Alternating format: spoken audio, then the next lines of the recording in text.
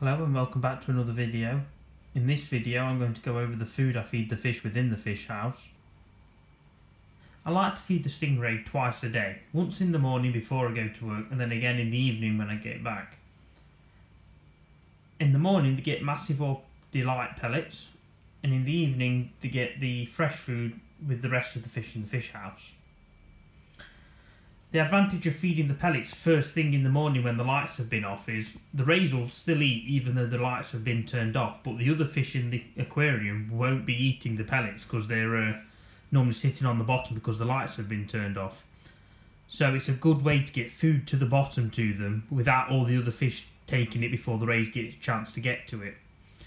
By doing this I can kind of target feed the rays much better, and that's one reason I give the pellets in the morning. It's just a really small handful just to give them something to tide them over, but also varies the diet a bit more and stops the other fish that don't need such kind of food from stealing it before the rays get a chance. When the stingray give birth, I normally feed the pups also the Massive Ore pellets. In the past I've had some pups eat within 2 days, and then with other pups it's been over a week, depending whether they was born early or late or just how plump they are when they're born. I try to get them to eat the Massive Ore pellets because depending whether I keep them or sell them, you don't know what the future owner is going to be feeding them on. And if they're already on pellets, if they want to continue keeping them on pellets, it's much easier to keep them on pellets than feed them fresh food and then try to convert them back to pellets for the new owner later on. So, especially when the parents eat the Massive Ore as well, I'm trying to find it seems to be slightly easier to get them to take the Massive Ore. I mean, literally within 2 days of being born, they've been eating the Massive Ore pellets before, so it's a good diet for them, and they also grow quick on it as well. It's slightly expensive and it is more money than the fresh food, but I feel it's worth it for a good start for the little pups. Here I have the fresh food I feed the fish house in the evenings. There's half a pint pot of mussels, half a pint pot of prawns and a pollock fillet.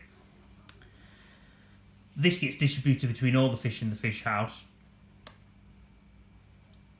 The pollock fillet is cut up into smaller pieces and normally fed first, as normally the mid-water fish aren't particularly interested in the fillet. So it's a good way to get, again, the food down to the rays, because the rays love the fillet. Again, the arowana probably gets a good third of it to a half to himself. He also enjoys it. And the dat in the tank of the same size as the arowana also eats some of the fillet. The mussels then are distributed about 50-50 between the two tanks.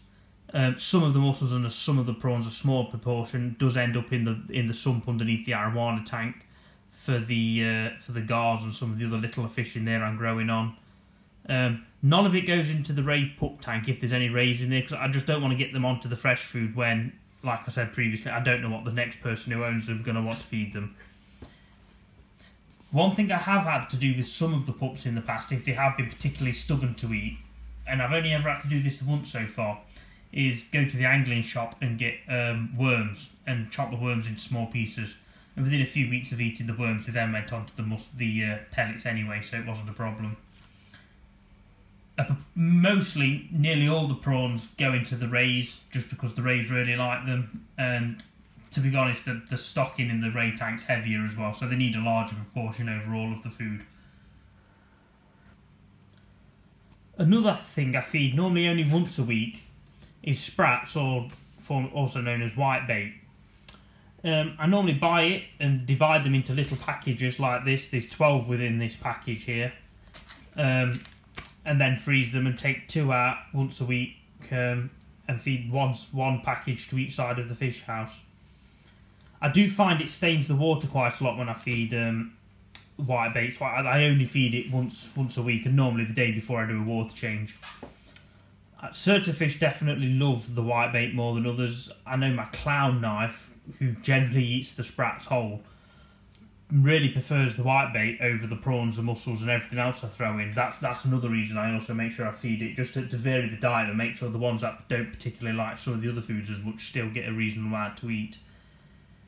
There's 12 in here. I normally chop them up into similar pieces, a similar size to the mussels. I sometimes purposely leave some of the sprats whole because some of the smaller fish can't eat them then, which means if the smaller fish get to it first, they'll leave it alone, and the clown knife, which is capable of eating them whole, can get to them and eat them whole before anything else has had a chance to hoover them up. But other than just a couple whole, most of it's chopped into small pieces, especially for the rays, because the smaller pieces make it easier for them. But as I said, a whole package gets put into the rays, and a whole packet gets put in to the arowana and the clown knife. Again, they're probably the cheapest out of all of the fresh food, the sprats. However, they are seasonal, where, from what I understand, in the UK, so I think we normally get them about twice a year, normally around October, November time, and then maybe, if we're lucky, I think we normally get some maybe around the February, March time again as well. I could be slightly wrong there, but that's what I've noticed over the last year. That's when the availability has been best for them. Because of that, that's another reason I only feed them once a week. I can fill the freezer up with them and last most of the year with what stock I have.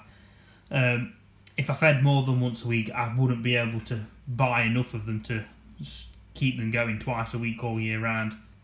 Unless I could maybe go further afield to try and find them, but the main place I buy my food from, I wouldn't be able to get enough, regularly enough through the year to feed them all year round. Thank you for watching this video. I'm sorry it's slightly shorter than the previous ones, but time's been short this week. I'm going to take another video throughout the week of me actually feeding them to show you at the beginning of next week. Please leave comments for questions and things like that. I think I might leave a comment section at the end of the next video where I answer some of your questions. Thanks for watching. Please like and subscribe.